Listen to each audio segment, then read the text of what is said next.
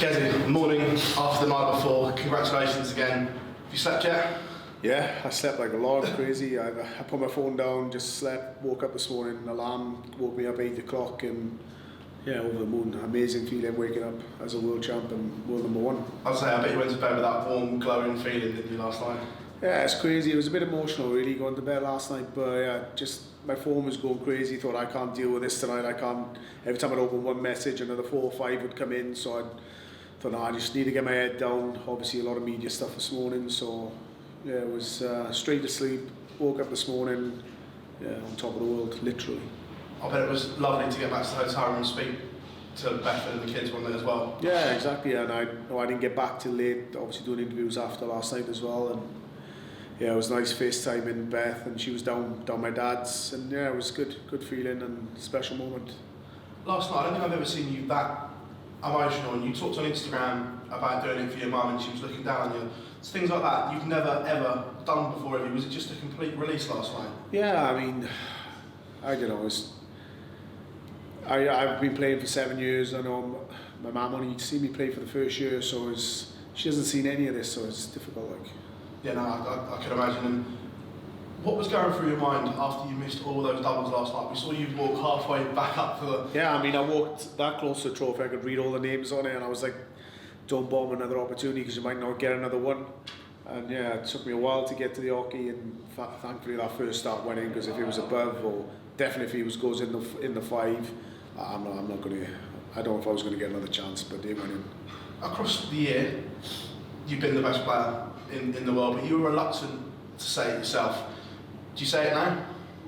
No, in patches. I knew I was the best player at that time, but you know, form doesn't stay all the time. But luckily for me, it's been there all through the last 12, 18 months, I think. And yeah, Michael's a fantastic player, and he's on his game, on my game and on his game, it'll be a very good game, and it wouldn't be much between us. But yeah, it's good that I have the belief now that I am obviously world number one, world champ, and I've got the game to beat anyone.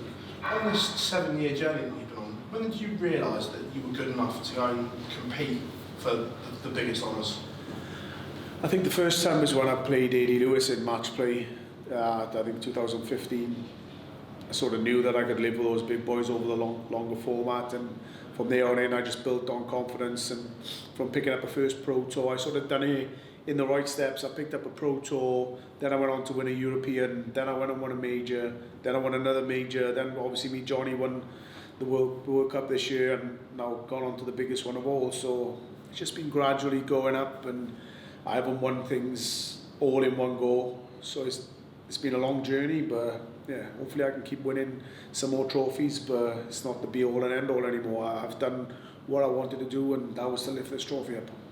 How do you reset yourself almost, because you've been very driven to win this? Now you've reached the top of the mountain, what resets you? I just think I can relax now, and I think I can play some better darts, because you're not putting yourself under that constant pressure to do well, to pick up trophies, to win this, to become world number one.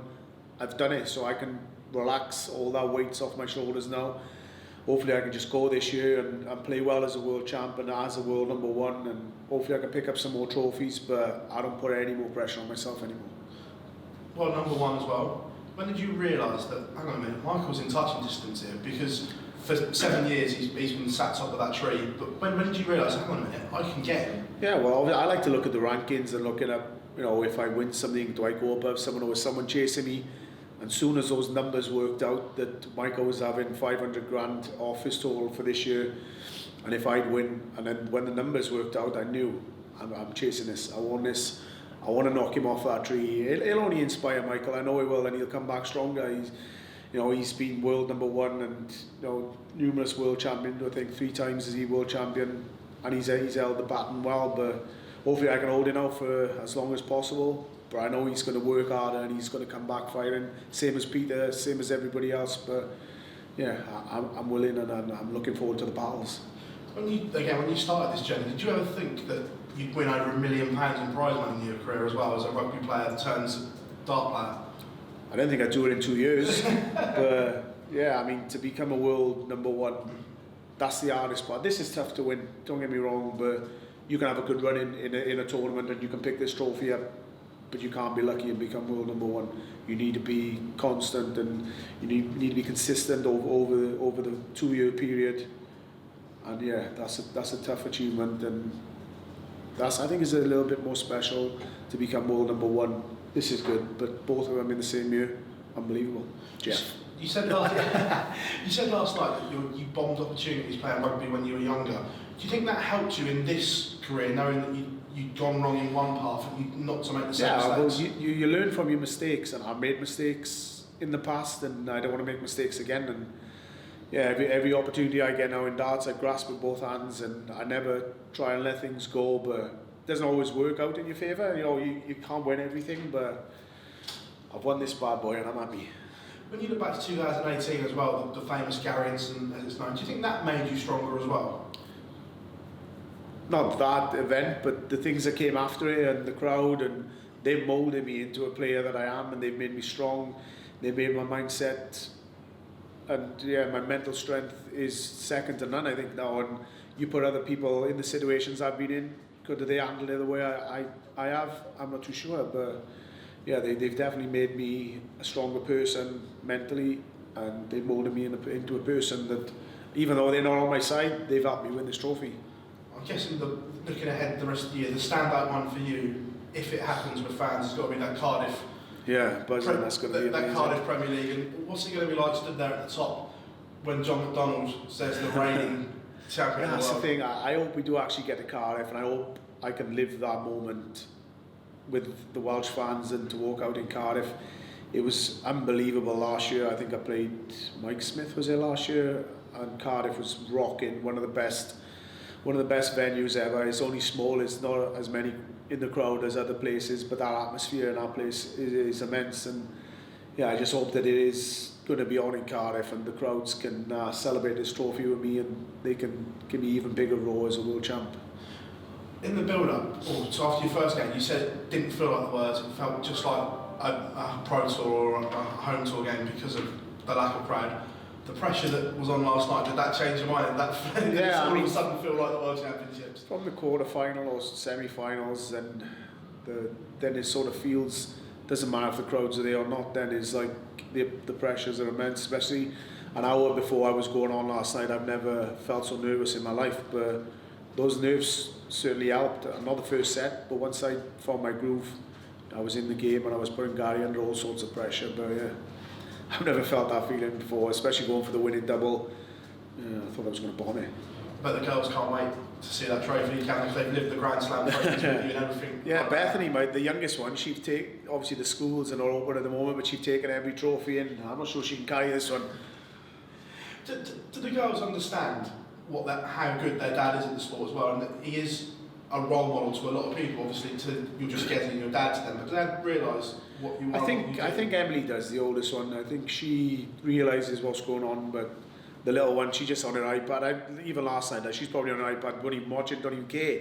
That's the way she is. She can't wait for me to go home just to get out on her new quad that she had for Christmas. But yeah, as soon as I get home, she won't want to look at this. She wants to open up the garage, get the quad out, and get up the field. That's the way she is. Are you looking forward to that time, obviously, because we all know dart players don't really get a Christmas when they're successful because they're here. So you're looking forward to the next few weeks just forgetting darts and doing the family time bit? Yeah, I was lucky enough to get home for Christmas and spend it with the girls, but it was only for a couple of days. And then obviously coming back up then on Boxing Day. So I've been away since then. It's been tough for the girls, it's been tough for me. But you know, the sacrifices you make when you win trophies, it's well worth it. But like I said, I'll get home today. I've got a couple of weeks off before the Masters. Spend at least 2 or 3 weeks now with the girls and just enjoying time and enjoying this trophy. You said when you won the World Cup for Wales, that was no other feeling. Did that top it? Similar, really. It's obviously doing it as a team, doing it with Johnny, doing it for somebody else. I'm doing it for the country. Was special, but doing this for myself, for my family, yeah, I don't know. They're both similar, but I think this tops it a little bit. And final one, the list of names on that trophy, that your name now appears on there for forever.